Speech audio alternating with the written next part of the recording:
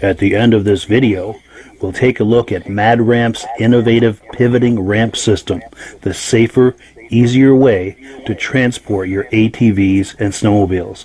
Stick around.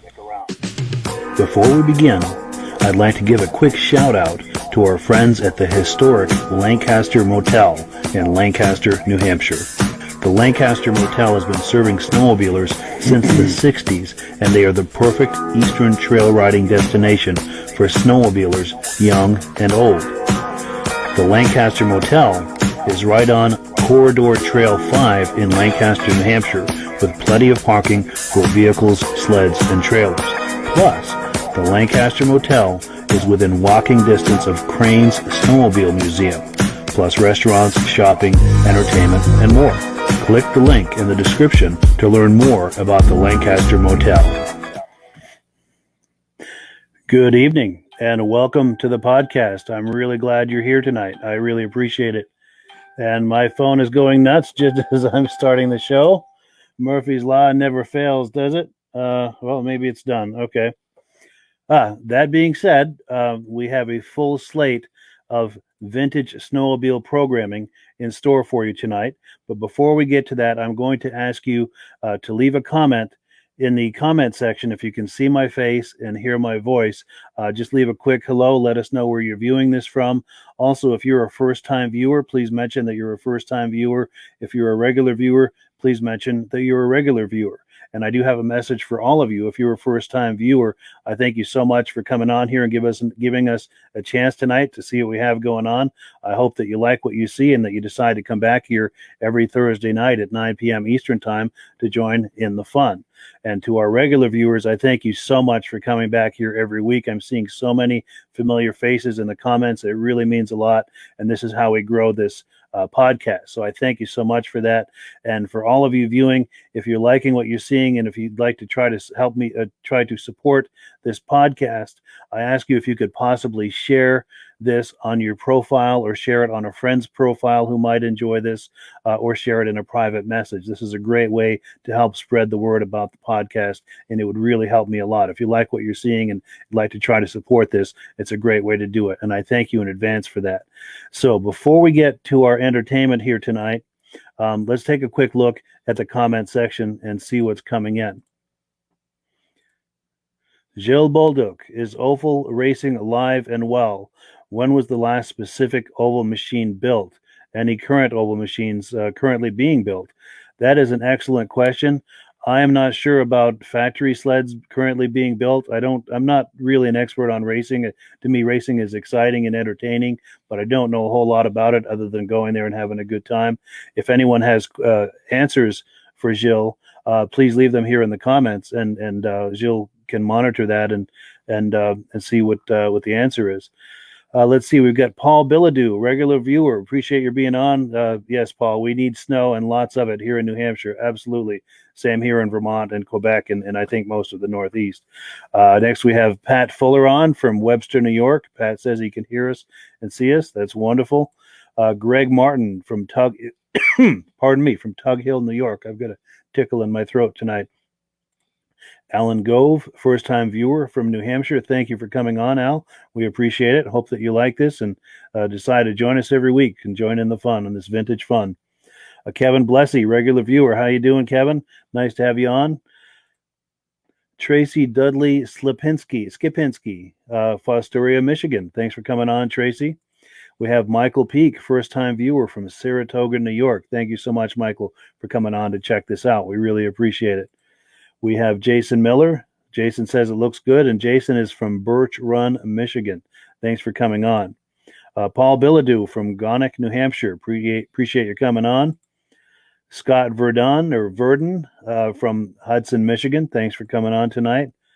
We have Mark Streef. I've seen Mark's name on here before. I think he's a regular viewer. Syracuse, New York. Robert McQueen. Robble Rub, first time at camp in West Stewartstown. Robbie Rupp. Okay, yeah, I'm sorry. No, I'm getting it now. Robbie Rupp, first time at camp in West Stewartstown. Excellent. I grew up just over the bridge from West Stewartstown, by the way. Used to do a lot of trail riding over there in Canaan. Great to have you on, Robert. I appreciate it. Love to see some pictures of your Rupps at some point. If you're able to email them to me, I'd love to share them on the program, and I thank you for being on. We have John Shome, first-time viewer from Holton, Maine. Thank you for coming on, John. We really appreciate it. Ryan Glenn from Regina, Saskatchewan, Canada. Thanks for coming on, Ryan. Pat Fuller. Pat Fuller loved his 440 Rupp. I bet you did. Those were great machines back in the day. Those are some of the better machines. Ben Tucker from Tunbridge, Vermont. Second-time viewer. I remember you being on here last week, Ben. Thank you so much for coming on to see us again. That really means a lot. Ken Parker, second-time viewer. Thanks for coming on for a second time, Ken. Really appreciate it. And Ken, by the way, is in Kansas City, Missouri. John Spranger Jr. Yes, we see you on here every week, John. We appreciate your coming on. John says that he loves the podcast every week. And thank you, John, for coming on every week. It really means a lot. I appreciate it. Diane Baker is a familiar name here. She's on here quite often. Diane is doing a snow dance in the Catskills. Glad to hear you're getting some snow. By the way, I think we're supposed to get a little snow tonight. I don't know how much it's going to amount to, but I think we're getting some tonight and possibly tomorrow night as well. Stacy and Art Fosler from Plattekill, New York. Repeat viewer. Appreciate you guys coming on. It really means a lot. Jeff Brame from Lee, Mass. Tony Bennett, not the singer. Probably not, but either way, we're glad to have you here from Bethel, Maine, first-time viewer. Thanks for coming on to check this out. Ken Haberman, first-time viewer. Thanks for coming on, Ken. I think we were emailing earlier today. Appreciate your coming on today. This is great. Casey Rosko, here to support his dad, Joe Rosko, who we're trying to get Joe on. We're having a technical problem. Joe is trying to get on frantically. And hopefully we're going to have him on, but we'll discuss that in just a moment. I've got a couple of more of these to do here. John Whitty, first-time viewer from Michigan. Thanks for coming on, John. Lyndon Dewey, snowing in North Illinois. That is great news, Lyndon. I'm sorry. Rick Petrucco, repeat viewer. Recognize your name on here. Cortland, New York. We appreciate your coming on tonight. And we've got Brad Slack, second-time viewer. Thank you for coming on, Brad. We really appreciate it. So let's take a look here at what's in store tonight. We're going to have to switch things around. Oops, let me move the comment. We're going to have to switch things around because we're waiting for Joe to come on. I'm hoping that he's still trying to get on here, and I'm going to message him while I'm playing this first video. But let's take a look at this first video. This is Gary Dubeau's 1974 Polaris TX. Let's take a quick look. Hi, I'm Gary Dubeau from West Rutland, Vermont, and this is my 74 TX 253 Air that I restored from the bottom up. Good little runner and a nice little trail stop. Beautiful. Thank you so much. Yeah. Cool. That was a short one, but it was a good one. So that was Gary Dubeau's 1974 Polaris TX. Now, that was a couple of years ago at the Washington Snowflyers Vintage Rally that they have every year. They usually have that the first Saturday of January every year. And of course, with COVID and everything, they were not able to have it this year, which is a real bummer because that show is a lot of fun. That's one of the better shows here in the East. Speaking of shows being canceled, it pains me to bring this news to you. I know I've been talking up Crane's Vintage Snowmobile Show and how that was scheduled to happen on February the 6th. Just got word this week that it has been canceled, and that is a real bummer. We totally understand, of course, because with COVID and everything, that's just the way things are going right now. But it is a bummer because that also is an excellent show. I enjoy that show every year. So I wanted to let you guys know because I've been really pushing this show. And if some of you were planning to go, I want to save you that trip only to get there and find out that it's been canceled. But let's see where we are in the program here. We're still waiting for Joe Rosko to come on. But while we're waiting for Joe, let's take a look at Jim Murphy's 1973 Arctic Cat Panther. Let's take a look. My name's Jim Murphy. This is my 73 440 Panther. It's I got 3,500 miles on it. I picked it up a few months ago and tinkered it up, got it running. It's I bought it a couple months ago and I kind of tinkered on it and got it going. But I was told it's original. Lady had it and wrote it. It's almost got 3,600 miles on it. Wow. It's a nice shape. I don't know if it's all true or not, you know. My mom had one when I was a kid. She had one brand new. Nice. Yeah. My parents had a lot of new sleds when I was young. Nice. Put a million miles on them, riding around the field in the back of the house. Yeah. Nice. So it brings back a lot of memories. Nice. Tinkering on them, getting running. Something to do in the winter. Yeah. That's cool. That's what it is for me too, is the memories. In fact, the 73 to 75 Panthers and Cheetahs were my favorite sleds of all. Because my neighbors had them and stuff, and we used to go riding with them. And whenever I see these, it's like seeing an old friend, you know. I got a couple more 72s. Oh, really? 340s at home. I'm tinkering on. Nice. 78 Polaris Apollo. Yeah. Didn't get those ready. Sure. Just don't seem to be enough time in the day. Yeah. Where are you based out of? Orange. Orange. Okay. Yeah. Yep. Right down the road. Yeah. Nice. Tucker Road. Good. Yeah, so that was at the Washington Snowflyers Vintage Rally in the state of Vermont a couple of years ago. And Jim Murphy is a regular at a lot of these shows. If you go to any of the Eastern shows, he's a familiar face there. He's got some really nice early 70s cats and a few late 60s cats as well. Great collector, great guy. He's always fun to hang out with and talk about sleds. He's so passionate about the cats, which I love all of the brands. But I have to say cats, especially early 70s to mid 70s cats, are my favorites. I just...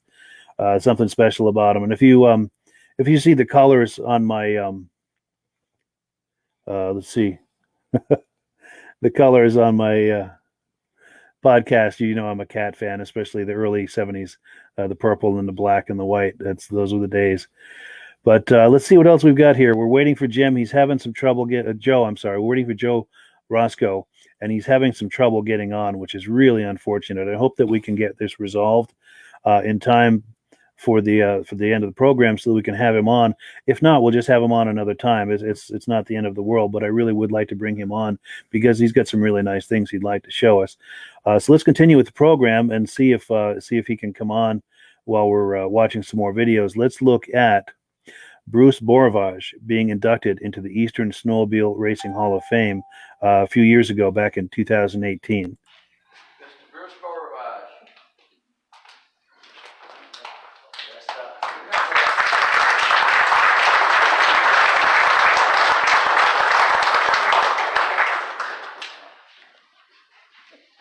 Inducted into the Eastern Snowmobile Racing Hall of Fame 2018. He began racing in 1968 aboard a family skidoo and won first two races he entered. He raced until 1977. Won no less than a first, second, or third place finish in all races entered during the entire 1970 season in the 295 class. Won no less than a first, second, or third place finish in all races entered during the entire 1973 USSA season in A and B stock. Won no less less than a first, second, or third place finish in all races entered during the entire 1974 USSA season in A and B stock. Was USSA Eastern Point leader in both A and B stock for 1973 and 1974. Raced methanol fueled 1971 Autocat 440 to many victories, including 3 classes at the Manchester Winter Carnival. Won A stock at the USSA World Series in Malone, New York in 1973 and took a 4th place in B stock. He has taken home over 120 trophies in 9 years of racing. Won the Pennsylvania Governor's Cup and the Paul Bunyan's Cup, and Bruce also won the 1975 Kilkenny Cup in Mod 4.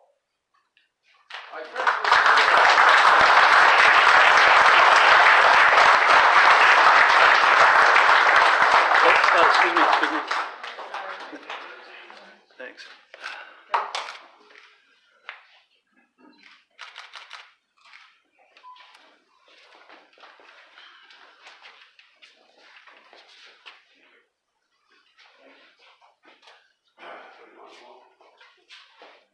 I just want to say that I'm honored to be here, and I personally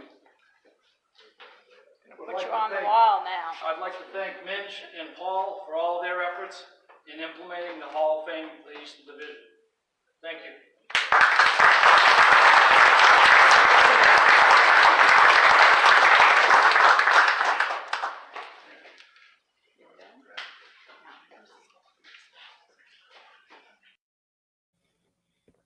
So there we have it. Bruce Beaurivage inducted into the Eastern Snowmobile Racing Hall of Fame a couple of years ago, 2018. I've met him a few times at some of these events. Really nice guy, really good guy. And of course, as you saw there, a truly accomplished racer and worthy of being there in the Eastern Snowmobile Racing Hall of Fame.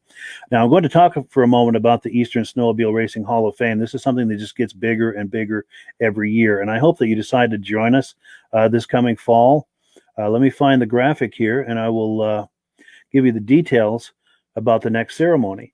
That's going to be Saturday, September the 11th, 2021, this coming fall at 1 p.m. Eastern Time. And this is at Crane's Snowmobile Museum in Lancaster, New Hampshire. And if you're planning to come, do plan to come early because there's so much to see. Before and after the ceremony, you can mill about and go into the museum and check out all of the vintage sleds that Paul Crane owns there at the Crane Snowmobile Museum. And you're also able to mix and mingle with inductees past, present, and future, and just a whole host of vintage snowmobile enthusiasts. It's a really wonderful time. And then, of course, we all sit down for the ceremony itself. And then once the ceremony is finished, we all move over to the after party at the Lancaster Motel, which is just a one little block down the road, walking distance from the ceremony and from the museum. And if you're planning to come from any distance to attend the Eastern Snowmobile Racing Hall of Fame induction ceremony, the Lancaster Motel is the place to stay because it's walking distance from the museum, and the ceremony and the after party is right there. So you can have a good time at the after party, and as the after party winds down, just meander over to your room and call it a night. So it's a great place to stay if you're planning to attend. Now, since we've got some time on our hands here, unfortunately, Joe is not able to get on, which is a real bummer, but we're going to try to have him on next week. During this coming week, we're going to try to resolve our technical issues so that we can have him on. He's got some cool things to show you, and I've got some other people lined up for next week as well. So I think it's going to be a great show next week. But since we've got a little bit of time to kill, let's take a look at some of the other interviews with people that were milling about at the 2018 ceremony. By the way, these people that you're going to meet were inducted in 2020. So as I was saying before, there were inductees past, present, and future at this ceremony. That's exactly what was going on here. These are people tightly and closely associated with the Eastern racing history. Let's take a look here. Let's meet Tom Peters. He was inducted in 2020, but this was 2 years prior. I had a chance to catch him for an interview. Let's take a look. My name is Tom Peters, from Presque Isle, Maine, now born and brought up in Stockholm, Maine. Raced from the mid-60s, 66 actually, through 76. Raced basically Bombardier, Skidoo, Blizzards, owned 5 different models of them, and primarily in the 650 class, 640 and 650 class.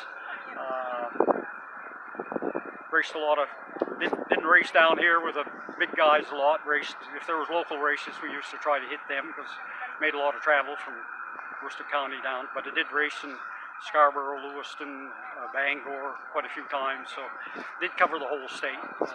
Never did come into New Hampshire to race. It was just too far back in the day. But Sure. I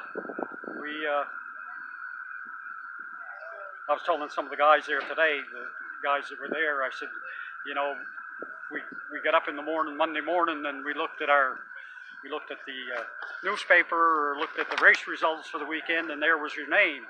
You know, if you were fortunate enough to win, there was your name. But I said, you know, that didn't happen in a bubble. Right. There was all kinds of people behind the scenes that made that happen. But Sure. I get race results and stuff in here, and you go down through those race results, those people's names aren't there.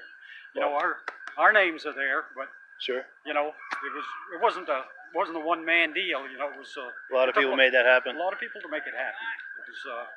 It was quite a thing. So I really, in one of the memorable events, and Cal Reynolds and I talked about it today. We raced in Bangor, 1970. I pulled into Bangor with a car with a homemade trailer with a 1970 Blizzard on the back end of it. Wow. And here's all these tractor trailers and Factory all these teams. race factory teams out there. And I told the guy that I was with, I said, that owned the Skidoo dealership. I said, I can't race here. He said, what are you talking about? I said, look at what they got. I said, here I am with a homemade trailer and a sled on it. And I said, you expect me to go out and compete against that? And he said, look, young man, he said, you put your pants on one leg at a time just like they do. He said, you go out there, and he said, you can beat them all. So I went out on Saturday, did not qualify. So Sunday they had a consolation race. And I won that consolation race by, we found some traction equipment overnight. Yeah. And worked till about 1 o'clock in the morning to get it on there. So I won the first heat. There was 3 heats, qualifying heats, and I won every one of them by about a quarter of a lap. Really? So everybody was watching then. This guy didn't qualify yesterday, and so I got into the final. Cal Reynolds was in the final. Yeah. And I pushed him quite hard. He beat me by about half a ski length. Wow. And he was telling me today, he said that they threw that chassis away 'cause he couldn't ride on the track. I rode the rail, and he was trying to ride on the bank. He said they had to throw that chassis away. He said there wasn't a rivet that was left tight in it. They loosened it all up. Loosened it all up. He said, I pounded it so hard. He said, and I don't know if you heard him say today, he was up on the bank, he looked down, and there was Tom Peters sitting on the inside rail. So it was that's one of the real good memories, you know. Yeah. Racing against people like that. So That's awesome. but it's been it was a wonderful ride, you know. But you know, 50 years later, there's a lot of good memories. Yeah, it's nice that it's still remembered today too. Yep.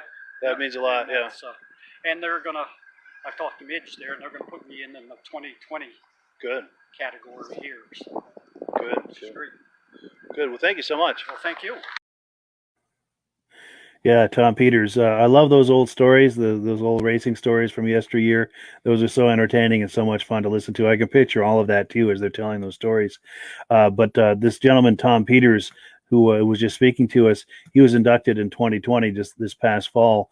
And I've been in touch with him. I'm planning to bring him on as soon as possible, maybe even as soon as next week. And he's got some old snowmobiles he's going to show us. He's got some trophies and scrapbooks and photographs and memorabilia and some more stories to tell us. And I hope to have him on very soon, maybe even as soon as next week. We'll see what happens. But we've been in touch and just know that that's on the horizon to get to know him a little better and see him at home with some of his old sleds, his old racing sleds and trophies and things. That should be a lot of fun. Before we move on to the next segment, I've got one more interview that I got from the 2018 Eastern Snowmobile Racing Hall of Fame induction ceremony. I had a chance to catch up with Paul Lamontagne, who was a big name in racing in the 70s. I was able to catch up with him, and he was inducted this past fall as well. But this was 2 years earlier in 2018. He was there at the ceremony. And if you decide to come to the Eastern Snowmobile Racing Hall of Fame induction ceremony, these are the kind of people that are there, and you can approach them and get to know them and ask them questions and have pictures taken with them. And it's just so much fun. And as they're visiting with each other, they're telling all of these stories about racing back in the day, and it's just if you have any affection or wonderful memories of racing back in the 70s, this is the place to come. These are the kind of people you get to meet and hang out with, and these are the kind of stories you get to hear. So let's, without further ado, let's spend a minute here with Paul Lamontagne. All right, my name is Paul Lamontagne, and I'm down here for this wonderful event. I'm going to tell you right now, these guys that just got the award, being inducted into the Hall of Fame, really, really deserve it. It's amazing, and it's nice to see them again. And everybody just, all the old memories come back. What you've done, who you were with. You can even pinpoint a time, a certain lap, and we got talking about things. It's fantastic. And I was very fortunate to race from 1969 to 75, and with different teams and different sleds, and started with Rupp, and went on to Chaparrals, and after that finally finished racing with Mercury out of Fond du Lac, Wisconsin, and with Snow Twisters, and just had a great time and meeting great people, and I'm glad that this vintage racing is coming back, because I'll tell you right now, there was people, the young people just will never have the opportunity to do and see what we did. And by doing this, it gives everybody a chance. Even if you pick up an old machine and get on it and have a good time and good laughs, there's really nothing like it. So I appreciate everything that's been done, and people the way they treated me, and the best everybody. Nice. Any favorite memories of racing back in the day, back in the 70s? Oh my God, there was some, like, I was racing against Gilles Villeneuve up in Bangor, and he had me by about a half a lap, and it took me 10 laps, and I caught him on the last corner to win the modified class. And to that day, him and I were friends. We were together. I also raced against him in Boonville, New York. I also raced against him at Eagle River, where him and I fought for first and second, and he ended up, I got him in Bangor, and he got me, and it was just fun things like this that happened. It's just amazing. And also the guys like Brad Hullins, who went on to race for Polaris. Him and I, we bumped heads for a whole winter on our Mercury Snow Twisters, and we had so much fun just beating up on each other, really, and it's things that we'll never forget. Wonderful. But I want to thank you for interviewing me, and I hope you people get into the sport. And as I'm 69 years old, listen to this, I still ride. Every weekend. Nice. The last 22 years, I'm to be found in Jackman, Maine, or up in Canada, and just having a ball riding. Right now, what I do now, I got rid of all the fast sleds in 2012, and now I got myself a nice Buick touring 1200 Skidoo, and Nice. tour around with my fiance, and we're all over the place, and we just have a ball. So there's no end. I mean, you can be 85 and still out there running and having a great time, and every weekend when we pull in the Jackman, everybody looks forward to seeing each other, and I'm with friends like Wilkinson out there that I used to race years ago, and we just have a ball every weekend. So life's too short. We got to enjoy every minute. Wonderful. Thank you so much, Paul. It was nice to meet you. Thank you very, very much. Yeah, Paul Lamontagne, what a great guy. I'd like to get him on here as well. I correspond with him a little bit on Facebook, and I'd like to get him on one of these days on this program. I think that would be a lot of fun. And like I said, these are the kind of people that are hanging out there at the Eastern Snowmobile Racing Hall of Fame induction ceremony. They're just out there walking around. You can walk right up to them and visit with them, get a picture taken with them, ask them questions about racing back in the day. And these are big name racers from back in the day. If you have great memories of that, or if you'd like to share with your grandchildren, hey, this is someone we used to watch back in the day, this induction ceremony is the place to be. You come early, plan to come early so you can mix and mingle with these people, and you can spend some time inside the Vintage Snowmobile Museum, Crane Snowmobile Museum. And then, of course, at 1 p.m., there's the induction ceremony. This is September 11th this year, Saturday, September 11th. The ceremony starts at 1 p.m. Plan to get there early, though, so you can mix and mingle and go into the museum. It's at Crane Snowmobile Museum in Lancaster, New Hampshire. Then, of course, once the ceremony is finished, just a short walk away, the after party is at the Lancaster Motel, which is the best place to stay because you're right there in the thick of it. You can walk to the ceremony, and once the ceremony is finished, that's where the after party is. Everyone is there mixing and mingling and having drinks and telling stories, and you can get your picture taken with these people and visit with them. It's just a wonderful time. And as the after party winds down, you can just go over to your room and call it a night. It's just a great time. I know I push this hard on this podcast, but it really is that much fun. I go every year. I wouldn't miss it. It's the best. Now, before we get on to some more of what I have in store for you tonight, which we're going to be looking at number 5 and number 6 here in a moment, let's go back to the comments and just see what's coming in here. Oh, I'm in the wrong. Okay, I'm just trying to find my place here. We've had a lot more comments come in. Okay, we've got Joel Kuhn, who's a regular viewer. I've seen him on here before. Elmira, New York. We have Brian Robillard, a good friend of this program. We're going to be having him on again soon, too. We had him on a few weeks ago, and he's got some other projects he'd like to show us. So sometime in the near future, we'll have him on again. How you doing, Brian? Great to have you on. We have Derek Lacey, first-time viewer and rookie vintage oval racer out of Alger, Michigan. Well, great. Glad that you're here, Derek. I'm glad that you're here tonight, and I wish you the best on your path with the oval racing. I wish you the very best with that, and I hope that you come back and join us every week. If you like vintage racing, you can see the kind of people we have on here from yesteryear talking about the memories of those times. We have Keith Granby, first-time viewer from Motley, Minnesota. Now, I can't help myself, Keith. Is everyone in that town, would that be a Motley crew? I couldn't help myself. But anyway, it's nice to have you on, Keith, and I hope you come and join us every week. And I hope you know that I'm just being funny. I'm not trying to be a butthead. But we have Sean Perlson from Rockport, Ontario, Canada. Thanks for coming on tonight. Frank Falcone from Alvin, Texas. Wow, deep in the heart of Texas. Good to have you on. Sean Perlson, Pearson, okay. Number 601 is his race number. Nice sled. Outstanding. Josh Kruger is on. He likes the sled as well. He had a 79. He grew up with a lot of old cats. I think he's talking about Jim Murphy's Panther. And yeah, that's a sweet ride, that is.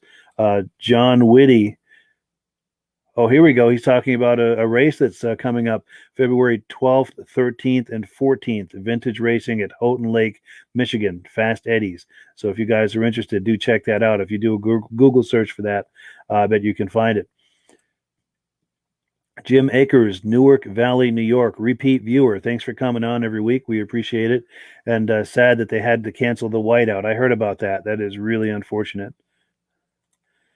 And Judy Rinaldi, yay, Bruce. Yes, Judy Rinaldi has also been inducted into the Eastern Snowmobile Racing Hall of Fame. She was inducted this last fall in 2020, and she is the first woman to be inducted into the Eastern Snowmobile Racing Hall of Fame. Very accomplished racer, and I had a chance to meet her and had an interview with her that day, and she's just a classy, classy lady. And I thank you for coming on, Judy. We've got Chuck Lako from Preston, Connecticut. Thank you for coming on, Chuck. I appreciate it. Rick Petrucco, even though he had a Snowjet as a kid, he loves the cats now. He had a 72 340 Puma, and he'd like to get that running this year. Now, if you ever get that running, or even if you don't, Rick, we'd like to have you on and do some show and tell with that and any other vintage sleds that you have. If you're curious about that, we'd love to have you on. Send me a private message, and we can talk about making that happen. Pat Fuller, is Herb Sadonge from Tupper Lake, New York, in the Hall of Fame? I am not certain, but I can find out for you. Let me look into that, and I'll try to answer that. I'll try to remember to answer that next week, because I'm in touch with the founder of the Hall of Fame, Midge Rosebrook, and he's got the whole list. And I've only missed 1 year, which was 2017. So if he was, it would have been that year, because I wasn't there that year. That's the rest of the names I'm pretty familiar with. But I appreciate your asking that question. That's an excellent question, Pat, and I hope that you might consider joining us for the Hall of Fame ceremony this September in Lancaster, New Hampshire. Perry Chemnitz, good show as always. Thank you, Perry. I really appreciate that, and I appreciate you being a regular viewer. Thank you so much for joining us every week. Pat Fuller from Malone, New York, born in Tupper Lake. Outstanding. Thank you for coming on, Pat. Pat Lima, great podcast. Thank you, Pat. Southeast Missouri. He's been sledding for 45 years. Outstanding. So you're an old schooler. Nice to have you on. Doug Reinstra, a regular viewer. I've seen his name here many times, watching from Dixon, Illinois. Nick Tattersall from Toronto. Thanks for being on, Nick. Bill Lutz, great old story from Tom Peters. Yeah, that's a great story, and I hope to have him on as possibly as soon as next week for some more of those stories and some show and tell, because he's got all kinds of trophies and photos and sleds and all sorts of things that he'd like to do some show and tell with us on. So do come back next week, maybe the week after. I'm not sure when, but sometime very soon we're going to have Tom Peters on here. John Shome, quite the competitor and gentleman. Yes, indeed. Yes, indeed. Mike McCargle, I'm probably butchering that. I apologize for that, but I appreciate your coming on, Mike. We have Bombard, Floyd, and Lisa. Hey, guys, sorry we haven't been on, trying to get our race sled together. I appreciate you coming on. I do recognize you. I see that you're on here a lot. I noticed you haven't been on the last couple of weeks, so thanks for coming back. And also, you guys, if you'd like to come on for some show and tell, send me a private email, and we'll see if we can arrange that. We'd love to get you on here live. And Judy Rinaldi is saying hi to Diane Baker. Love you. Cool deal. And Judy is also saying good job to Paul Lamontagne. Let's see. Oh, and then Diane Baker is saying hello back to Judy. This is cool. I love this. Derek Lacey, will do. Tom Gregory, working on getting him on. From Armada, Michigan. Yes, okay. Mike McCargle. I'm sorry, this thing's bouncing around here. Yeah, thank you for coming on. Cecil D. Fossil, I remember seeing you on here last week. Pardon me. My throat is getting dry. I'm going to cut to a video here in a minute. But Butch Fossil, Kennedy, Minnesota, Massey Ferguson collector. He's also got a 1974 I-500 Massey Ski Whiz driver. Cecil, I'd like to talk to you as well about coming on for some show and tell. Please send me a private email if you're curious about that. Love to have you on. Tom Gregory, Armada, Michigan. Mike is from Caseville, Illinois, I think. I don't have that incorrectly. I'm losing my voice here. So in just a moment, I've got two more to read, and I'm going to cut to a video. Take a little drink of water. Jim McKinney, Dolgeville, New York. Thanks for coming on. And then Pat Lima. Pat has a very rare Mercury that he needs some help finding info on. And if you see his email there, please send him an email. And yeah, Pat, we'd like to talk to you about coming on for some show and tell as well. And then last but not least with the comments, Brett Esseltine. This is somebody I've been emailing with as well. Nice to see you on here, Brett. So yeah, as you can see, my throat is getting very dry. I'm going to play the next video, which is Paul Crane's Blue Goose. I need to take this comment out. There we go. So while I take a little drink of water here and take care of my throat, let's take a look at Paul Crane's Blue Goose.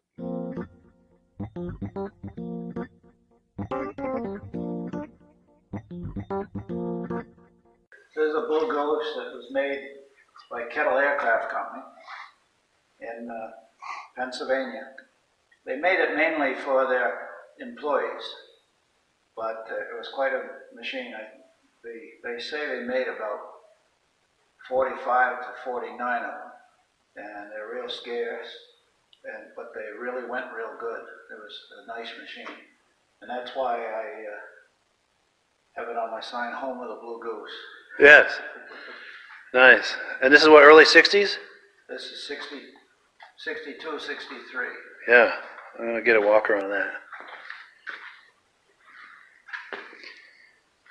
Nice wide skis. I bet they had good flotation, huh?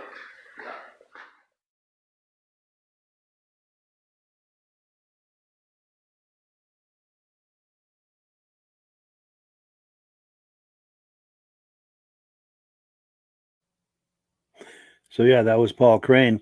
And by the way, that is at Crane's Snowmobile Museum in Lancaster, New Hampshire. That's where we have that Eastern Snowmobile Racing Hall of Fame induction ceremony, is right outside there at the museum.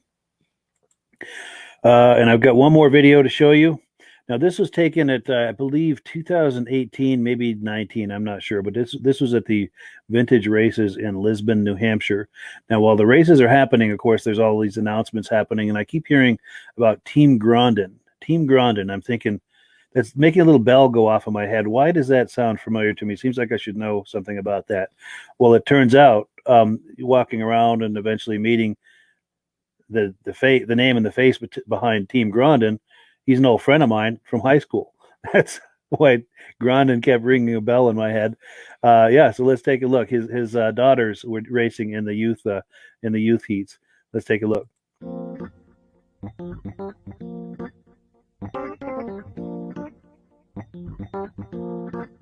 My name is Francis Grondin. I own the Spa Restaurant in West Stewartstown, New Hampshire.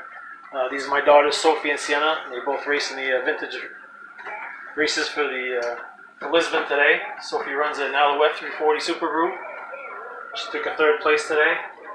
And my other daughter, Sienna Grondin, she runs a 120 mod. She got it first place today. Nice. You want to come a little closer? We can get a look at that trophy. Sure.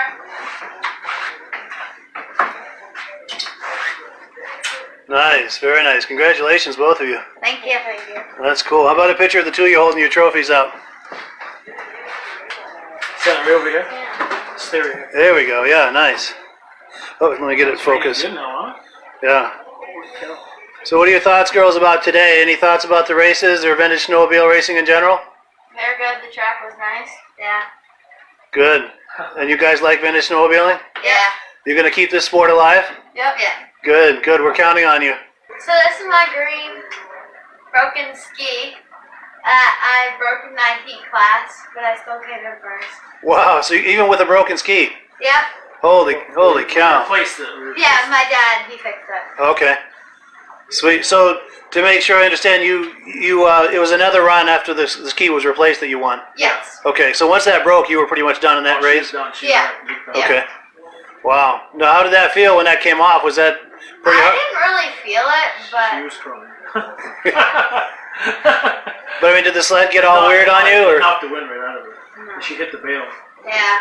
Oh, wow. So it turned you into the bail? Yeah. Holy cow. Yeah, she went flying. But you still came home with the gold. Yeah, I swallowed snow pretty hard. Holy cow. But you came home with the gold, right? Yep. Good. That's all that matters. Well, cool. Thank you. Thank you. Cool, yeah, so that was a lot of fun. And those races in Lisbon, New Hampshire,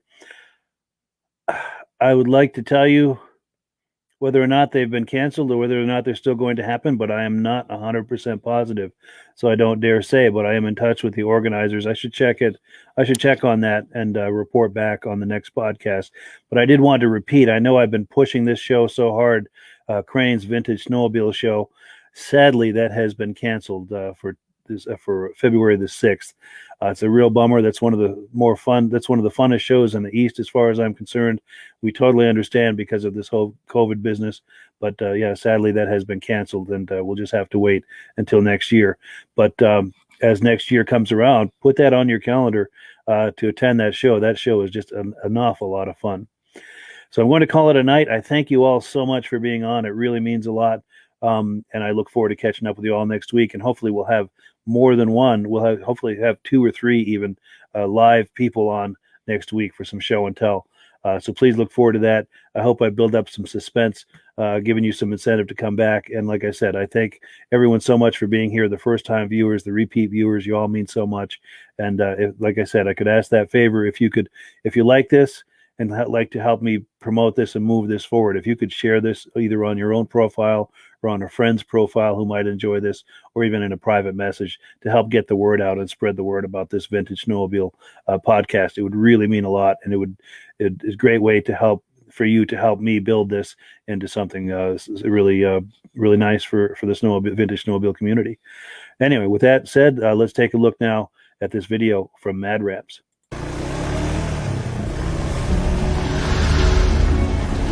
It's the ultimate combination of simplicity and ingenuity. The newest way to load, unload, and transport your ATV or UTV. The Mad Ramp's pivoting ramp system. Made in the USA and engineered for strength and durability. Maneuver through tight places and over rugged terrain with plenty of ground clearance. No licensing, no ongoing maintenance costs, and no storage hassles like trailers. Won't slip or move like conventional ramps. Free up more cargo space in the bed of your truck. Securely connects to your truck's receiver hitch. Easily extends for safe loading and unloading. Seamlessly retracts for highway and off-road travel. DOT approved in all 50 states and Canada. Quickly disconnects in under a minute. A unique space-saving storage system. The Mad Ramp's pivoting ramp system. Go farther. Go faster. Go safer. When you order using the link in the description, I'll send you 3 free Vintage Snowmobile DVDs.